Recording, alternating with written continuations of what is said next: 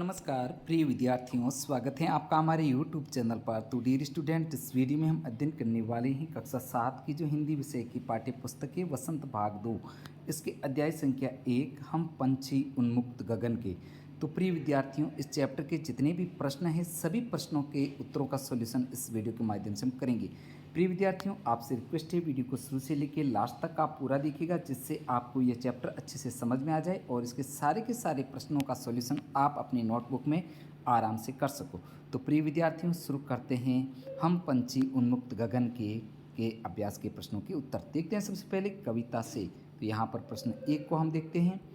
हर तरह की सुख सुविधाएं पाकर भी पक्षी पिंजरे में क्यों नहीं रहना चाहते? तो प्रिय विद्यार्थियों, इसका उत्तर आपको लिखना है। हर प्रकार की सुख सुविधाएं पाकर भी पक्षी पिंजरे में बंद नहीं रहना चाहते, क्योंकि हर कोई अपने हिसाब से जीना चाहता है। कोई भी नहीं चाहता कि उस पर कोई रोक टोक करे। इसी तरह पक्षी भी स्वतंत्र रहना पसंद करते हैं। पिंजरे में उन्हें उड़ने की आज़ादी नहीं है। वे भी यही चाहते हैं कि वे खुले आसमान में ऊंची उड़ान भरे।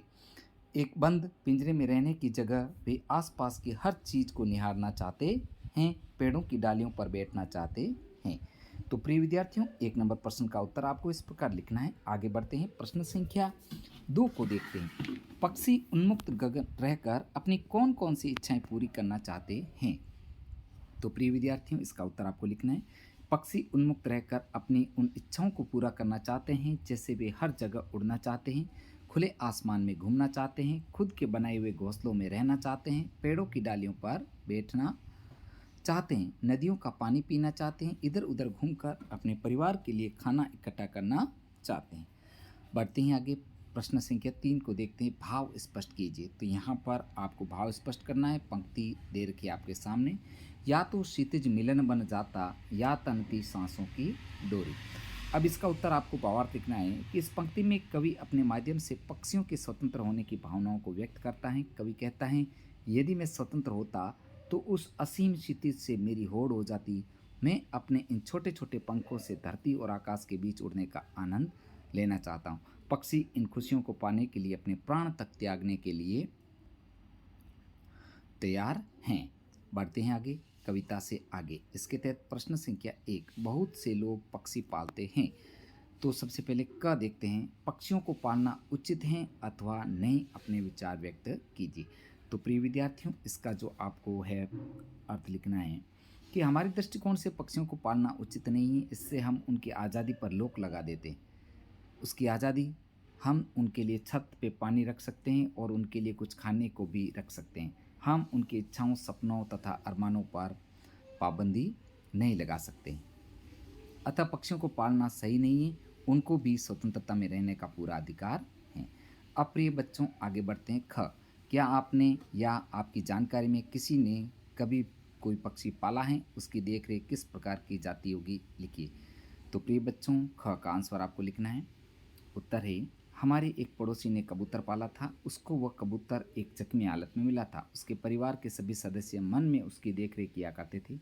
प्रतिदिन उसके पिंजरे की सफाई किया करते थे। एक कटोरी में पानी पीने के लिए तथा खाने के लिए चना दिया जाता था। उसे समय पर दवाई भी लगाते थे, समय पर नहलाते थे। कबूतर का बिल्कुल अच्छे से ध्यान रखते थे। बढ़ते हैं आगे बच्चों, प्रश्न संख्या 2 को देखते हैं कि पक्षियों को पिंजरे में बंद करने से उनकी आज़ादी का हनन ही नहीं होता, अपितु पर्यावरण भी प्रभावित होता है। इस विषय पर 10 पंक्तियों में अपने विचार लिखिए। तो प्रिय बच्चों, प्रश्न संख्या 2 का उत्तर है, पक्षियों को पिंजरे में बंद करके उनकी आज़ादी का हनन होता ही है, क्योंकि उनकी प्रकृति है उड़ना।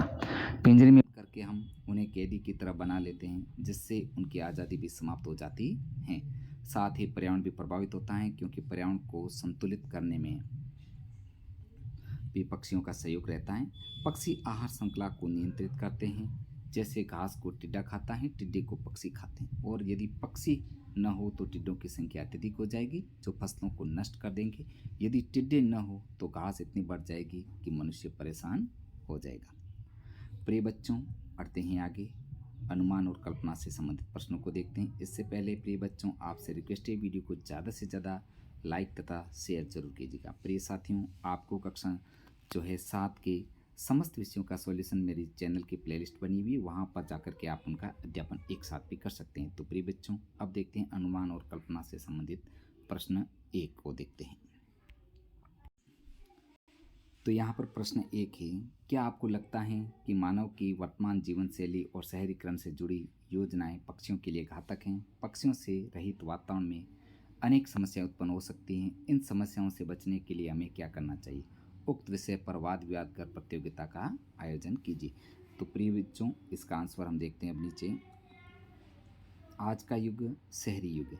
शहर के विकास की वजह से पक्षियों के लिए घातक सिद्ध हो रही हैं। इंसान अपने रहने के लिए पेड़ काटता है, इस वजह से पक्षी अपना घोंसला खो देते हैं। इंसान अपने विकास के लिए कारखाने खोलता है, जिसका धुआं और विषैली गैसें इंसान के साथ पक्षियों के जीवन को प्रभावित करती हैं। हर जगह तार होने की वजह से पक्षियों की जान खतरे में होती है। बच्चे पतंग उड़ाते हैं और उनकी जगह पक्षियों के पैर और पंख पर चोट लग जाती है। इंसान अपने विकास के लिए पक्षियों को नुकसान करते हैं। इंसान को अपने विकास के साथ साथ पक्षियों का भी ध्यान रखना चाहिए। इसके लिए हमें अधिक से अधिक वृक्ष लगाने चाहिए, वो बाग बगीचों का निर्माण करना चाहिए। बढ़ते आगे प्रिय विद्यार्थियों, प्रश्न 2 को देखते हैं। यदि आपके घर के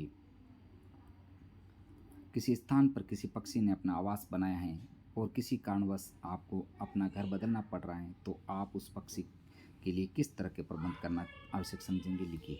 तो प्रिय बच्चों, इस प्रश्न का आंसर हम देखते हैं नीचे। यदि हमारे घर में किसी पक्षी ने अपना घोंसला बनाया हो और किसी कारणवश से हमें घर बदलना पड़ रहा हो, तो हम कोशिश करेंगे कि घोंसले की जगह ज़रूर बना कर जाएंगे, ताकि न तो घोंसलों को नुकसान हो और न ही पक्षी को परेशानी हो। जब तक नया घर नहीं मिलता, तब तक हमारी जिम्मेदारी है कि पक्षी और उसके अंडों को कोई दिक्कत ना हो। तो प्रिय बच्चों, आगे बढ़ते हैं। भाषा की बात, इससे संबंधित प्रश्नों को देखते हैं। तो यहाँ पर प्रश्न 1 देखते हैं इसका, कि स्वर्ण श्रृंखला और लाल किरण सी में रेखांकित शब्द गुणवाचक विशेषण है। कविता से ढूंढकर इस प्रकार के 3 और उदाहरण दीजिए। जैसे अब उत्तर लिखना है आपको। कनक तीलियां, कटुक निबोरी और तारक अनार। पढ़ते हैं आगे।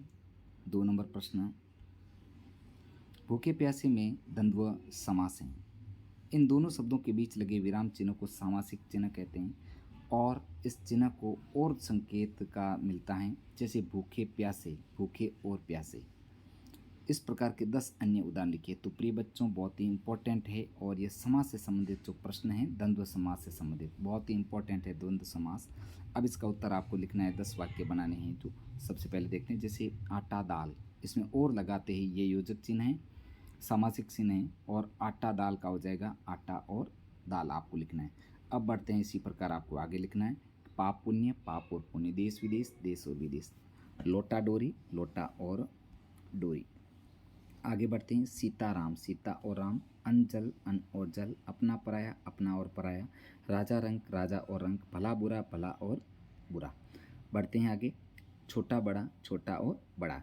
इस प्रकार प्रिय विद्यार्थियों, आपको इस प्रश्न का आंसर पूर्ण करना है। तो प्रिय विद्यार्थियों, हमने इस वीडियो के माध्यम से कक्षा 7 की जो हिंदी विषय की पाठ्य पुस्तक है, वसंत भाग 2, इसका अध्याय संख्या 1, हम पंछी उन्मुक्त गगन की, इस चैप्टर का संपूर्ण सॉल्यूशन हमने इस वीडियो में किया है। प्लीज़ विद्यार्थियों, आपसे रिक्वेस्ट है, वीडियो को ज़्यादा से ज़्यादा लाइक तथा शेयर कीजिए।